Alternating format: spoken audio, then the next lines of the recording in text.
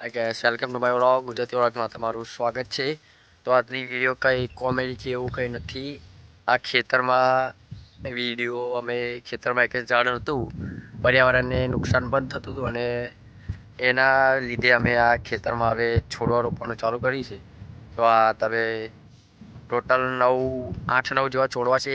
1 મહિના પછી જોઈશું ઉગે કે નહીં ઉગતા.